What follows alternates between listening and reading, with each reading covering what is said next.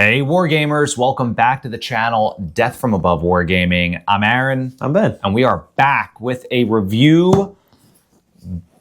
Oh God, the box is so heavy. BattleTech Aces Scouring Sands. That's right. Not to be confused with Souring Sands. Or Shifting Sands, which is what Or Shifting Sands, yeah. Souring Sands would have been an amazing misprint. Yes, it would have. Not that there have ever been misprints in the history of BattleTech. No.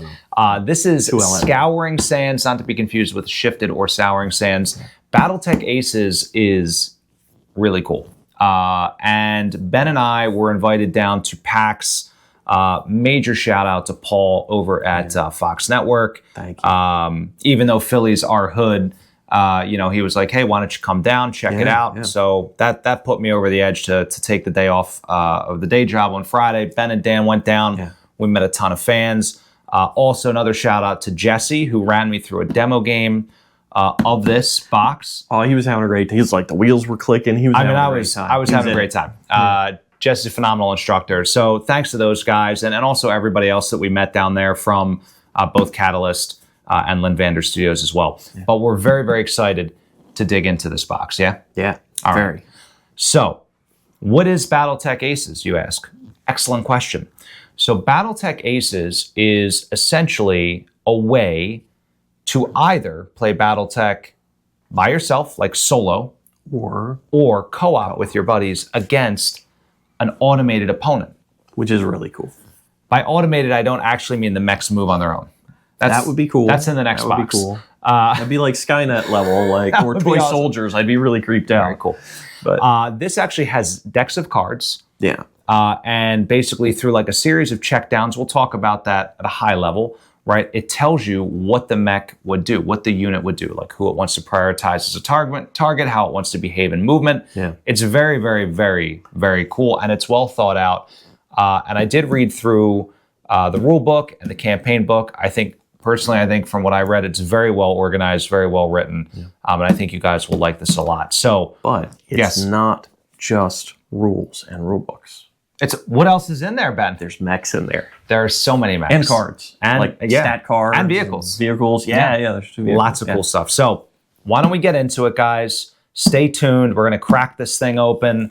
BattleTech Aces Scouring Sands review. It's coming right up.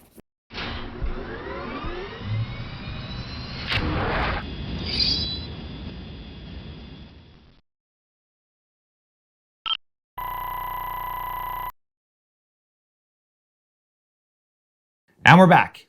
All right, so let's crack the lid on this puppy. Now, I will admit, I did open this thing ahead of time because I couldn't help myself. Well, because there's a lot of stuff in there, so there's so much, and I need to understand what the hell's in here, so you guys don't watch me babble like a moron. So it's not fresh, but it's still pretty fresh. Pretty fresh, like still smells like Scouring Sands. So first things first, much like in the Alpha Strike box set, it does come with some terrain. If you're an expert in origami, you can fold these. It's pretty straightforward though, all jokes aside. And you can make some cool little three-dimensional hills and things. So when you're playing in the campaign, you have all that ready. I'm not gonna spend too much time on these. You get the idea. Yep. All right, the next thing we have here is the rule book. The Z rule book. It does have some quick reference on the back, but this basically explains to you how everything works, all right? So this is how to use the cards, how to set up campaign difficulties, how to play through the missions. All of the things are in here for you to get started. Yeah. All right, now, Ben, why don't you start taking the miniatures out? There are 1, 2, 3, 4, 5, 6, 7, 8, 9. Did I count that correctly? 9 delightful miniatures. Not a single, Ben, not a single reprint. Everything's brand new or variant. I think so. I think you're right. Yeah. I don't. So let's start with the vehicles. Yeah. So that's the Fulcrum, I believe, heavy hovercraft. Yes. Yeah, I believe it is. Really cool. Love hovercrafts. Thing, right? I don't know. You're asking. I run a BattleTech channel. I don't know lasers. What era it's from. Got lasers. What else you got in there? So we'll start by size class. We'll do the little ones first. We got a Howler. We got a Locust 2C. This is very clan oriented. Yeah, so this whole force, that's a great point. The whole force here, Ben, represents the Jade Falcon force that is in the campaign guidebook. So if you want to play the campaign guidebook, you need not only this box, but also the Alpha Strike box set as well. Yeah, and a Force of Your Own miniature. Right, that would be in the Alpha Strike box. Yeah. But you can use your own as well. But they recommend having both, obviously, cross-selling, upselling, all the selling. More mechs, right? Yeah.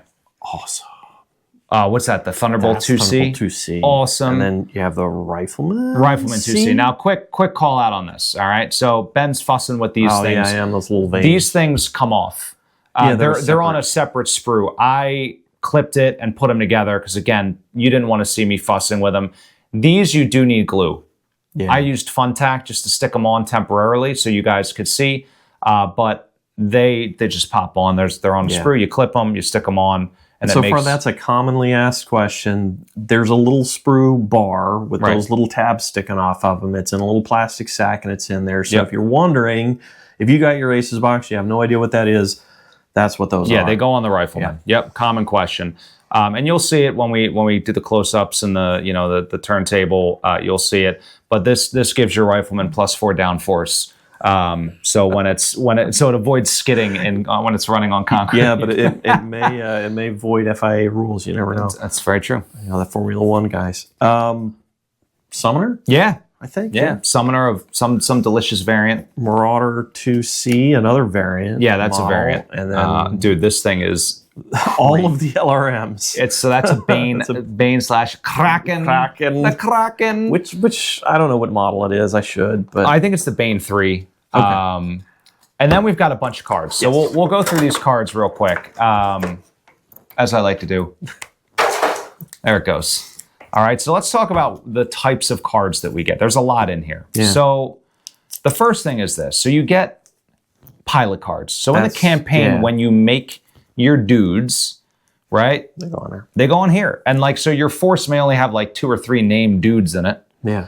I'm a dude playing a dude disguised as another dude.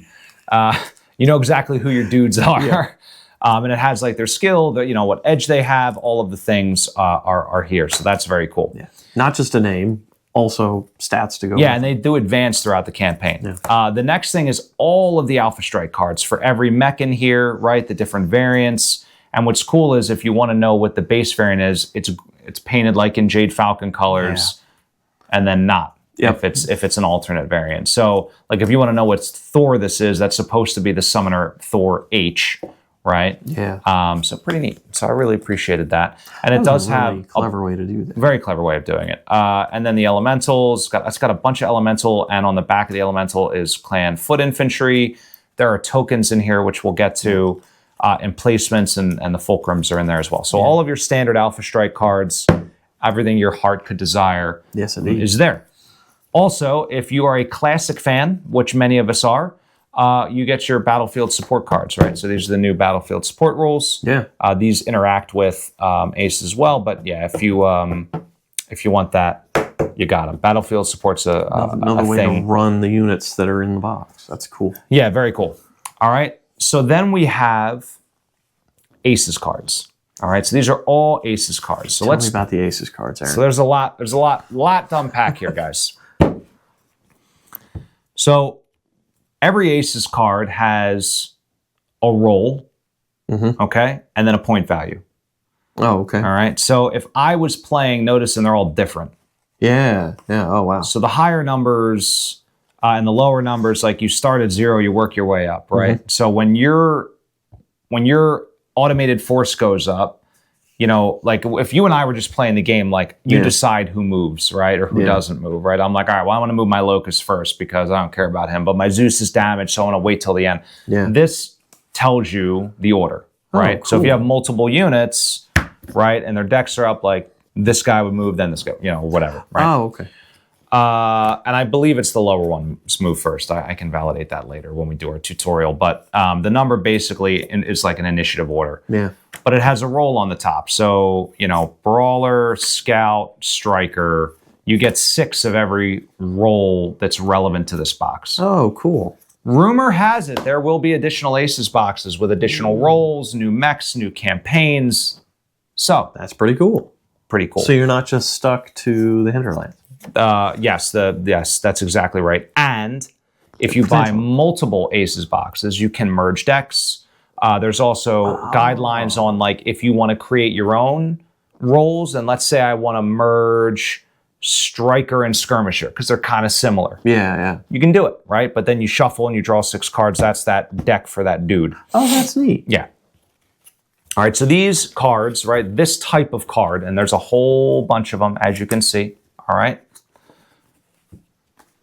It tells you how they move, right? And there's like checkdowns, okay? And then it tells you what they do on the backside when you get to the shooting phase. Oh, okay. Right? That's awesome. Yes. That's a really clever way to do that. Now, there is the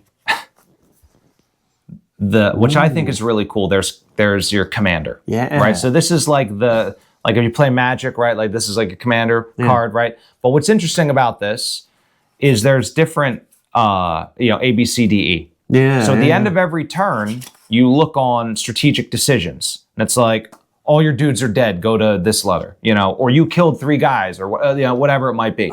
So different conditions trigger you to change disposition. Oh, so this is the same guy. This is all the same guy, but this is just the different decision-making things tree, that he goes through. Yeah. Right. Now, some of them have special orders, like this one, movement phase. When your crippled units use force withdrawal, add the following movement filter. Always look for cover versus, the most number of enemies, right? But the most important thing is they denote a red, yellow, and blue target, and what it might be, right? Okay. So, and you just kind of check down a list. Is it an objective? What's the one with the lowest TMM? What's the one with the highest point value? What's the one with the lowest remaining structure, right? Oh, okay. And then, as you work down that checklist, doesn't have to hit all of those things. Yeah. But if it's like, well, I have a tie on TMM, all right, well, then which one has the highest point value? Still tied? All right, which one's got the least structure remaining? Yeah. Still tied? Freaking pick one. And that's easy to just see at a glance, Yeah. Because you're doing all your damage and stuff on the card, and all the info is right there. That's neat. So you get 2 different Jade Falcon commanders, as this is a Jade Falcon campaign. Of course, my gears are turning on, like, how do I make my own, Oh, yeah. Right? I do wonder, too, are they following Jade Falcon doctrine? They are. Oh, that's cool. So I talked to Paul a little bit, and I hope I'm allowed to say this, but he was saying, or maybe it was Paul and Jesse we were talking about. He said, you'll see in different BattleTech Aces boxes, we introduce new factions, their disposition will sort of match the faction type. Like maybe there'll be a little bit more protective, or they're like, sacrifice this dude, I don't care about him. You can guess which factions are associated with those dispositions. Maybe Capellans. Also, I don't know that for a fact. That's all conjecture. Capellans would never facts. do that. It's all facts. It's all produced at this channel. Only facts. So these are special abilities, edge abilities. Who remembers Edge? Raise your hand in the back of the class. You remember Edge from Mech Warrior Destiny. They're bringing it back. I love it. So your dudes have Edge. They can spend it. There's Edge abilities. There's base things that you can do with Edge as well. Yeah. Like if you get almost, and I believe it's the same rule in Destiny too. If you receive a critical hit, you can spend an Edge point to force them to re-roll it. Yeah. And then there's some other orders cards, like if forced withdrawal, like this would override, if the unit's crippled, then like this overrides your movement tree. Oh, okay. So you try to jump if you can, you're always going to escape the edge, sprint if you need, you get as close as you can to the escape edge, blah, blah, blah, blah. All right. Now, what's really cool is once you understand, there's a bunch of symbols. But it's like Magic the Gathering. Once you understand what the symbols mean, it's like it just flows super easy. And you can basically pick it up. I'm not plugging for them. I'm serious. Like, you can pick it up in like 30 minutes. Yeah. We kind of wandered off, me and Dan, when we were at PAX while you were in. You went to the historical war games. Yeah. When Ben came back, he had like a musket and like a red trench coat or whatever. I was like, where did you go? They're my buddies, man. Cool dudes.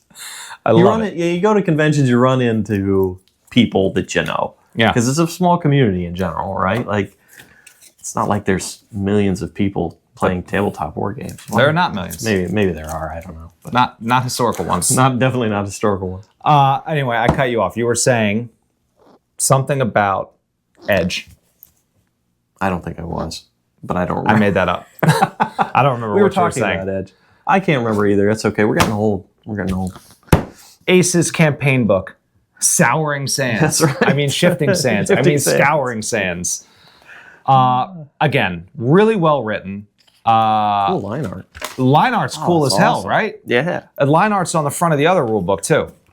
Oh, that's like advanced targeting level with the grid and everything. I know, How dude. cool is that? It's baller. Kind of reminds me of, what was that? The cartoon, right? Is that Yeah, what you're but gonna say? also there was another battle something space game where it was tanks on the moon. They had that same kind of grid pattern. Leave it in the comments if you know comments, Tanks yeah. on the Moon. Yeah. You'll know. It was a video game. I can't remember what it is now. So what I thought was cool was the first campaign. If you don't get it, right? Maybe you don't have buddies to play with. And I'm the kind of guy where like when Jesse showed it to me, I was like, oh, duh, I get it. And I was able to ask him questions. Well, what about this? And what about this? You may not have that, right? You may not have a Jesse. So if you don't have a Jesse, then what you can do is you can go through the very first mission because it tells you how to stack the decks and it tells you what decisions to make and why you're making them. It basically goes through literally step by step as you draw the cards. This is what you'll see. Yeah. This is what this means. This is how you do this, right? It's not just, hey, play this, shuffle the deck and play. It tells you exactly what you need to do and what would happen in each scenario so that you can kind of piece together like, oh, I get it now. Yeah. So I thought that was very cool. And then you get into the training simulator, which is a little more freeform. And then you get into here's your contract. Go punch some Jade Falcons in the face. They're being annoying. And you get through the whole thing. So it shows you how to set up the maps and, all this good stuff, right? Awesome. Yeah, really cool. And this so is the campaign progression in here or is it in the rule book? It's so look, 17 missions, 19. Wow. Right, there's a lot of missions in here. This is not something you do in one night. Like, no. this is a long, kind of long, ongoing thing. So Ben and I have a addiction to a new game called 5 Leagues from the Borderlands, which is it's almost like this in the sense where it's like you could play it by yourself, or it's like an RPG, but you don't really need a GM. There's a lot of tables, random things happen, and you kind of play a battle a night, but it takes a very long time to get through the campaign. When I saw this and it was like 20 different campaigns or 20 different missions in this campaign, I was like, man, that's kind of cool. Yeah, that's really neat. You could sit down, play this over the course of multiple months or multiple weeks, whatever your cadence is. But this will keep you busy for a nice long time. And then on top of that, you don't have to use this with the campaign. Oh, cool. You can use this on your own. Like you and I can play our own game against. As long as whatever we have sort of fits. Yeah, it fits into these, into Brawler, that, Striker, and most of the core stuff is there. Yeah.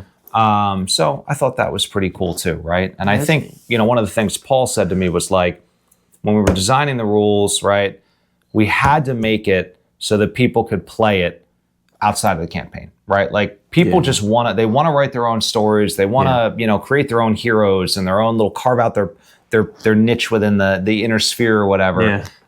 And so I think they achieved that very, very well. So that's the campaign guide. Now, what else is in the box? Quick reference. A very important thing to do if you're doing it on your own and you don't have anybody to bounce. Let me tell you something about this quick reference, Ben. It's very thick. So it's very thick. Yeah. So this stuff's in the rules, but there are new vehicle critical hit table. All right. Some updated rules on indirect fire. Some clarifications on combat vehicle movement.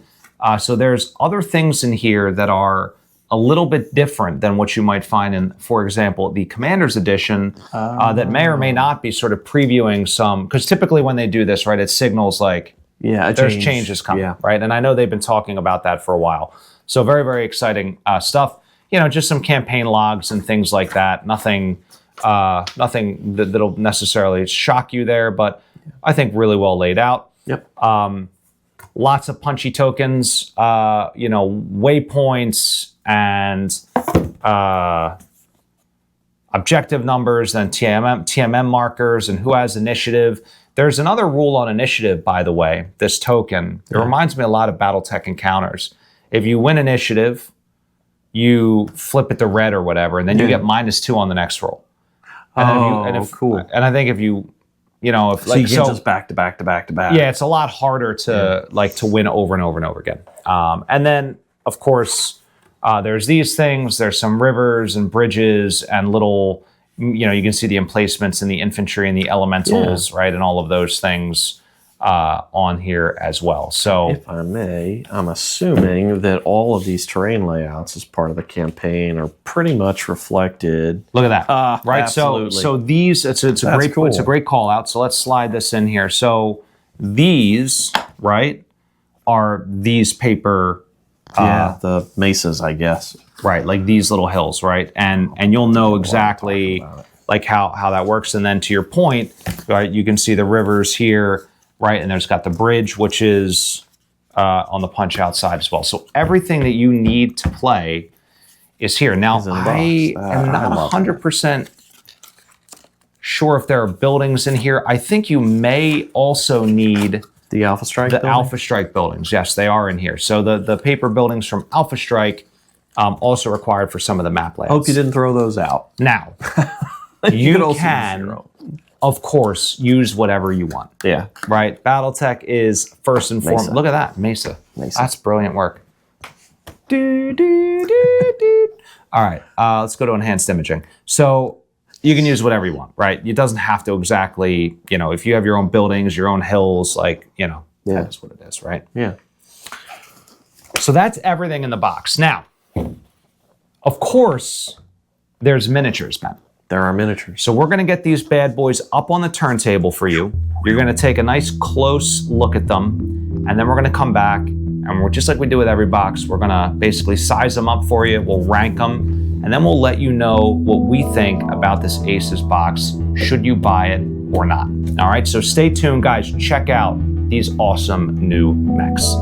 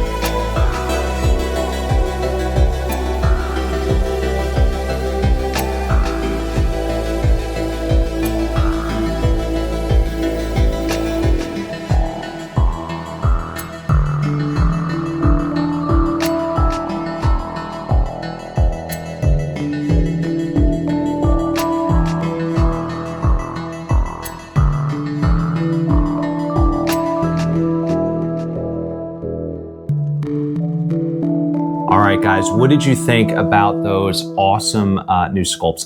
Super cool. I'm very excited about them. So obviously some of these are mechs that we've seen before. In fact, I think all of them we've seen in some form or another. I mean, the Thunderbolt 2C we haven't seen, but we've seen Thunderbolts. Yeah. We haven't seen the Fulcrum, that's brand new. But every single one of these is notably different enough that I am satisfied. I don't. The only one I have a question about is the Howler. Well, I honestly can't remember what the other one looks like. So I looked, and it is similar, but here's where it's different. Yeah. So let's start with the Howler, shall we? Yeah. All right. So the Baboon's fantastic. I call it the Baboon because I'm Des Griffith.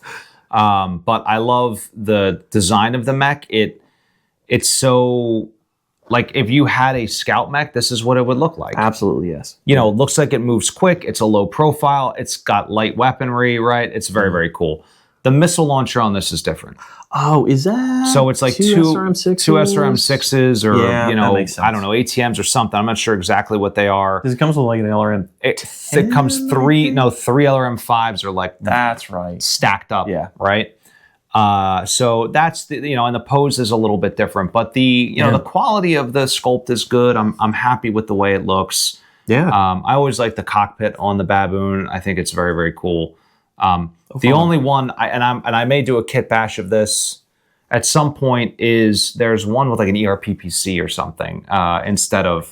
You did it? I have one, yeah. I haven't had it. It's not painted yet, but I do have one. You know, there you go. Ben's already done it. But you can do it too. You can do it too. So that's the baboon. So very, very cool. Yeah. I like it. Locust 2, C, also another one that I was a little bit, I had to go to the OG sculpt and I was like, what's different? Oh, what changed? But you can see the arms are significantly different, right? The other one is missile launchers. I think are they ATM3s or something stupid like that? Something stupid like that. They're missile launchers of some variety. This is 3 lasers. In fact, from a gameplay perspective, this variant is nasty. I think it's 60 like smalls. Yeah. And the clan ones are brutal. And I think it's fast as hell. It's fast. It's so I want to say alien, but like futuristic looking. It's so sloped with the smooth and, you know, aerodynamic paneling. Everything about this is very, very cool. I actually painted one of the original ones up in the Avatar Nights colors. Really enjoyed painting it. It's such a cool little mech. Yeah. Cockpit's well defined. So now we've got the Rifleman. Now this is the Rifleman 8X. I don't know. It's in here somewhere. It's a big step up tonnage wise, I will say. Oh, this is the Rifleman C2. Yeah. C2. Okay. So it's the clan, not the 2C. No, not the clan 2C variant of the standard rifle. Right. So this guy, that's meaty. So it moves, it jumps 18 in standard Alpha Strike. So it's got improved jump jets, right? Wow. So it's like a 699 basically in classic terms, I think. Does it have mask on it? No, maybe. I don't know. It's clan mech. You know, they do whatever they want. They break all the rules. Look at the jump jets. Holy it's like crap. It's like the spider of them. Yeah. It's like party in the back, guys. The jump jets are insane on this thing. So I wish I knew what guns it has.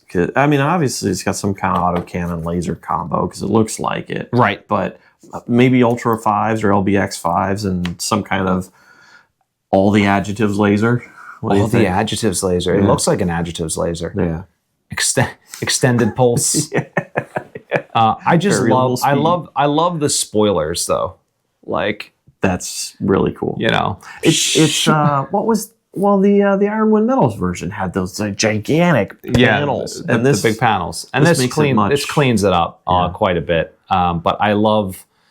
I mean, look at that, dude. You even got the jets in the legs too, right? So it's got 8 of them, or 9 of them rather. So with that many jump jets, if you don't paint it green, you've done it wrong. You've done it wrong. It's very, very cool though. Overall, I think the scaling is right.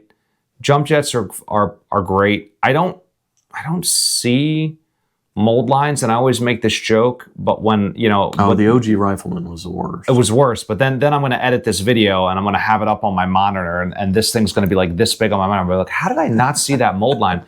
But I genuinely, I need like the readers. Yeah. You get a big Sherlock Holmes magnifying glass. I don't really see any. I think it's a pretty clean sculpt, and I'm going to go back to the other two. I see, you know, like the little... whatever, where it was poured. Some on the legs, and there's a little bit of slip on the arms. But oh yeah, let me say. You see how the little cross pieces are off. I do see that. But that's honestly like stick a little file in there and clean it up kind of thing. That's not so bad. Interesting. That's where the mold line is. Yeah. All right, very good. But they've been, in general, better. They were so obvious before, right? Yeah, so I'd say this is not as nice so far as some of the more recent box sets have been. Some of those have been really sharp. Which one did we just look at that was unbelievable? Was it one of the Davian Lances that was really good, or the Star League ones? I think it was like the last Star League one that we looked at. Yeah, some of those were like super really crisp. sharp, crisp. Yeah. These are sort of back to like the Alpha Strike box level crisp. Yeah. Still good though. Yeah, not bad at all. But yeah, I agree with you. Some of the more recent ones I thought were really good. Yeah. But let's talk about the Thunderbolt 2C. Not to be confused with IIC. This thing is unbelievable. Yeah. Yeah. Just an amazing, machine. This sort of reminds me, I know these are not Gauss rifles, but they sort of remind me of the Highlanders. Yeah. And I can see it. That's like one of the cooler guns in the game, like in the miniature space. Totally agree. With like the hexagonal or like whatever it is, right? It's like an elongated hexagon. Yeah. So this is that same kind of look. And to put it on a Thunderbolt is just magic. Dude, how about that launcher though? It's hefty. I also like that it's right above the cockpit. It's so cool. Instead of offset to the side, even though that's kind of like a Thunderbolt thing. Dude, they're just like, we don't care. We're going to stick it above the head. We're going to jam this thing right above your head. Like, we don't care if you go blind. Yeah. So cockpit is like every Thunderbolt, exquisitely small. Well, except for the Davian variant, that one with the swappable that heads. One was really nice. That one was great. You painted that one up really good. Oh yeah, I really like that one. It's fun to do. So traditional T-bolt cockpit. And again, it's got detail everywhere. Look at the vents on the side, like almost in that armpit area, right? I didn't notice that. Yeah. There's stuff everywhere. Does it have? No jump jets. No jump jets. Nope. No jump jets on this guy. That's okay. So that's all right. The Rifleman is enough for everybody. It does. So very, very cool. Let's look at the Summoner, So, underwhelming overall. It looks like a Summoner. But I don't have a lot of Summoners. I think it's nice to see variants that don't have the giant missile pod. Yeah. Because there's, I think, more variants that don't than do. Yep. And if you absolutely hated the model, at least it's got a cool little AMS sticking on the shoulder. You can cut off and use it on another mech that should have one. But I liked my kit bash of the Summoner with the Gauss rifle and that's the SRM6. Was it the Summoner A? I think it's got a large pulse laser. I like that one better than this one, but this is still pretty cool. It's another Summoner. I will probably kit bash this into a different Summoner altogether. Yeah. Slap some different arms on there. Who knows? Which one is it supposed to be? The H? I don't even know what the heck's on some of these. There's so many variants. After like D or E, I don't remember. Honestly. There's like an M and an MM. I don't know. There's also I think the M is Nikolai Malthus's variant. Ooh. Yeah. It's the one Tom drives to work. Jump jets are cool on this one. They're more definition than the older variants, our older sculpts, I should say. Yeah, because the standard clan jump jets are just that box. It's at the box. Back, and this has at least a little more definition than that. I mean, overall, this is pretty solid. I don't see any glaring mold lines. I'm sure they're there, but I don't see anything really obnoxious. I think it's a pretty clean sculpt overall. It just doesn't wow me as much as some of the other ones. It's a little... there's some... This is not my favorite. Yeah, not my favorite. I'm going to put it that. This is not my favorite. Sorry, Summoner fans. Speaking of not my favorites, Marauder 2C. It's crazy. Like, in concept, the Marauder 2C should be one of my favorite mechs ever. Let the hate flow through you. But the standard Marauder is so good and so well done, and I do have so many of them, that this looks like, it looks cool, it looks alien, it looks different, but it also looks like somebody put it in a panini press. What happened to your Marauder? But it is jam-packed with detail. You know why else I'm biased to this mech? Is because it's so freaking expensive, and I can never use it. It's just so expensive. The standard one is also a stone cold killer. I don't know what the heck's on this one. It has all the jump jets. Like, it's got a ton in the back. Let's play. I will say, like, play a game. How much does this cost? Marauder, I like the ones with the bubble canopies. How much does this cost, Ben? Oh, this variant? Yeah. How many points in Alpha Strike? How many points? high 40s, maybe 52. 50s, 52. He was Jeez. close. He was close. But 52 is a lot. What does it do for 52? Oh, well, yeah, 664 though he won. Yeah, and it jumps. Look, it jumps strong too. Yeah, and it must have standard structure. That's why. Holy cow! Look at the jump though, dude. It's a 4.66. The jump 6 with improved jump jets. Yeah. Ooh, look at the jump jets on that one. Right? That's pretty cool. I'm not sure I want to fight these, Aaron. You're gonna have to if you play if you play the Scouring Sands. Holy cow! Like, talk about boss level. Mm-hmm. Yeah, this is like legit. It's crazy. And if you're not doing the multiple hit die, you just get whacked. Fun fact about aces: multiple hits, like the multiple attack rolls rule. Yeah, standard. Have to use it. Oh, excellent. It doesn't work with edge and all the other things, so you have to use it, which I absolutely applaud and love. Yeah. The 2d6 boom or bust is like, it doesn't work for me. Of course, I'm a pilot die guy, but it's controversial. So I think the multiple attack rolls is definitely the, as far as rules as written go, that's the best one. Yeah. But yeah, I don't know. Like, I'm probably hating on this thing too hard. It is pretty cool looking. If you're a Marauder 2C fan, you're going to love that. You're going to love it. It's awesome. But I mean, the jump jets are cool. I mean, I love the protruding guns out of the... I'm just an inner sphere guy. I'd say it's a good centerpiece, like boss mech. It really is. Dude. But as far as like a daily driver, there's no way. No way. Good luck fitting into a lance. That's a huge chunk of your points. Yeah. Just get a Honda Odyssey.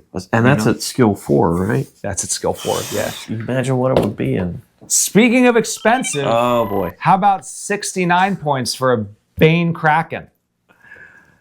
The Kraken! Oh. 8 across the board, Ben. You want to do 8 damage at any range? Just get a Kraken for 69 points. Look at all the pips. That's insane. That I mean, it doesn't have standard structure because the structure would be all. It doesn't need standard. It doesn't need 15 pips. It's going to kill literally anything in front of it. So this has more missiles than an entire inner sphere heavy lance on one arm. On one arm, yeah. All right. This thing is, I mean, the Kraken's just hilarious to begin with, right? Yeah. Even the standard one is hilarious. There's no variant that's not. And they're so just goofy looking. Like, it just looks like a walking gun platform. That's what it is. It's like, got the really wide offset, like, It's what the Annihilator wishes it was. It's true. Annihilator has Kraken envy. Yeah. It's very true. But it's like real big and it's got an itty bitty head. Like, look how tiny the cockpit is on this thing. You should get a penalty to shoot it. Come on. The Locust has a bigger cockpit than the Kraken. Oh, the Rifleman's got it. The Rifleman's huge. Right, the Rifleman competes with the Battlemaster for dumbest design. Shoot here. Oh, no, yeah, it is. But let's talk about this thing. So, when we originally reviewed the Bane, like, I wasn't, if I recall correctly, I wasn't, like, awed by it. I mean, it's cool because it's got the sloping cockpit, or I'm sorry, the sloping torso, and, the legs, it's a very cool design. It just looks big, nasty, like it's just meant to stand there and shoot things out of the air. Yeah.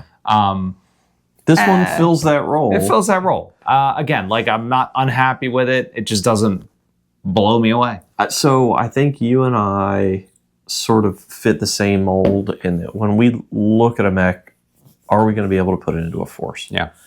Well, that too. Yeah. And no. Yeah, I say, is it a practical, balanced, useful unit on the tabletop? And if this is out of position, or you're able to maneuver behind terrain, it's useless. It's useless. That's just it, dude. And that's my argument with almost any assault mech. It's not like geek to the eyeballs with superchargers and mask and TSM and all that other shit. There's not many of them.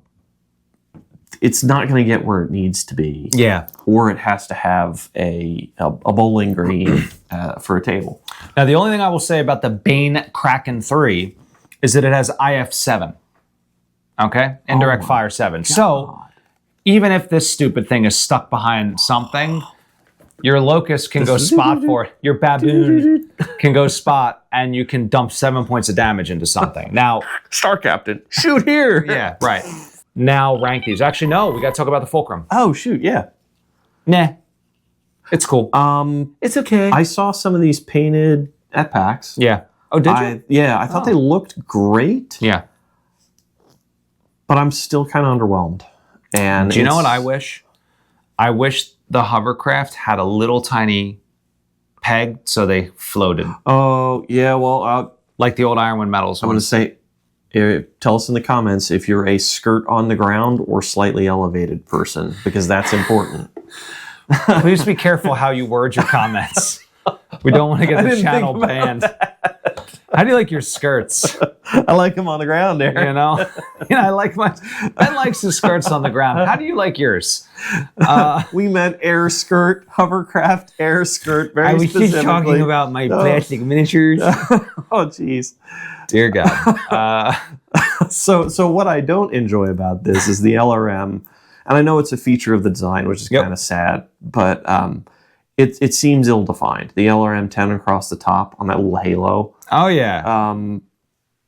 I feel like the tube should have been slightly bigger or at least easier to see so that people had some idea that that's what that had. I honestly, I didn't even realize that that's what that was until you pointed it out. Yeah, well, I did a little bit of research because I'm like, Fulcrum, I don't remember using that at all. Yeah. And that's because it was past Clan Invasion. I didn't.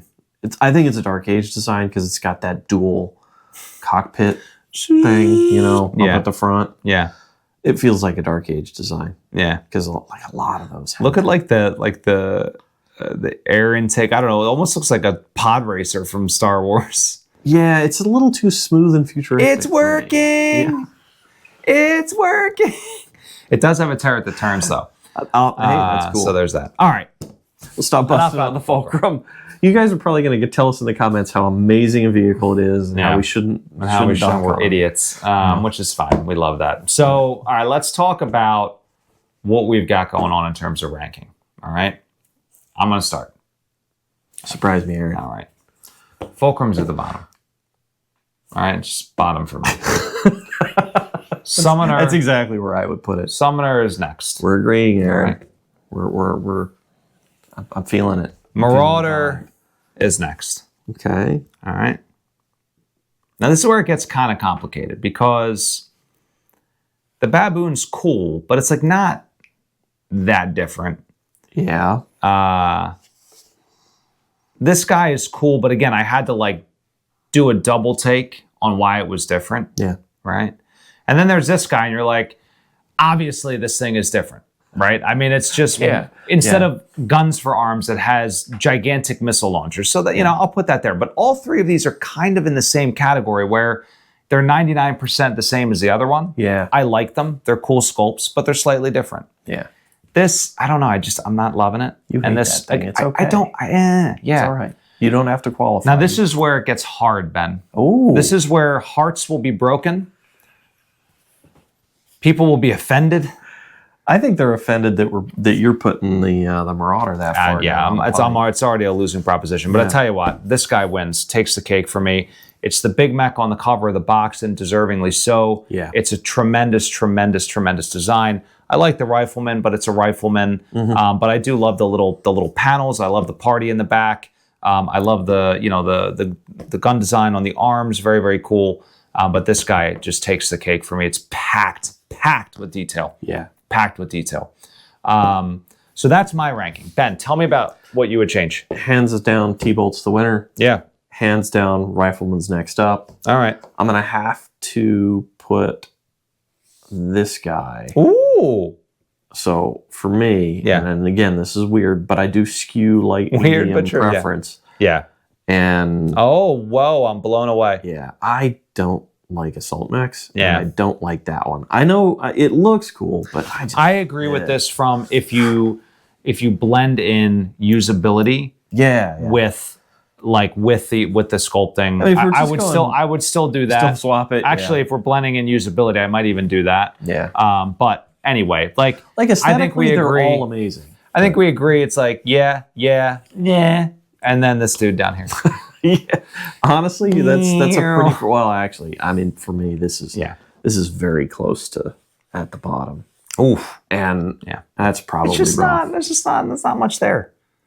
just not much there. The pose isn't like super dynamic. Yeah. You know, there's like not much going on. The I don't know, I Summoner guess is a very useful mech. it's super useful. But it's not a particularly flashy one. It's not flashy. Just gets the job done. Yeah. All right. All right. So, BattleTech Aces. Where do we recommend this? Do I recommend it? Yeah. I do not recommend you buy one. I recommend you buy two. All right. It's controversial, but true. I think it's totally worth it. I would buy two because you get twice as many of these fantastic Aces cards and Commanders. And honestly, like all of these mechs, I feel like are, if not useful in your force, they're all kit bashable. Oh, yeah, I can't wait to tear this thing apart. I need more Summoner body donors. Yeah. You know, same thing with the Baboon. Like I could take the second one, I could put the PPC on it. Locusts are awesome. These things are cool. I mean, what are they point wise? I don't think they're super expensive. That's a gun emplacement. Oh, holy crap, they're expensive. Yeah. 42 points. 42 points for a vehicle. What's its speed? Oh, yeah, it's 20. Fast as hell. Holy smokes. That's a grief machine. Wow. So I would say this is, again, not for brand new player. You should probably go buy the Alpha Strike box. Start with the Alpha Strike box. But if you've begun your BattleTech journey, and also if you're one of those people that is kind of isolated from a game club, and you still want to enjoy BattleTech, this is like the essential box for that.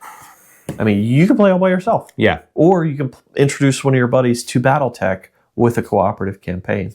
That just eliminates all of the, you know, oh, hey, you min-maxed, and like they already min-maxed this. Right. You could play through the whole campaign. Yeah. And I'll tell you what, like, it's also great for like teaching the next generation to play. Yeah. I talked with Paul about this. Like most of the BattleTech players, and this is reinforced by the analytics from our BattleTech channel, right? From DFA Wargaming, right? If you go to YouTube, it shows you demographics. The majority of BattleTech players are like, you know, 30 to 50. That's the bell curve. Yeah. Right? Most of us are like, you know, by the numbers in the 40s, right? So what about the next generation? What about the kids? What about, you know, the teenagers and right? Like, how do you get them into it without kicking their teeth in? Because it's a complex game. Like if you know it well, you'll murder somebody, right? There's definitely, so there's some games that are just not beginner friendly. Yeah. On a whole host of levels, and BattleTech can be one of those games. It can be, right? I remember the first time I demoed, I was young, but I was trying to get one of my friends into it, and I literally cockpitted him with a Gauss rifle on like turn 2, and I was like, well, let's pretend that didn't happen. And he never wanted to play again. Yeah.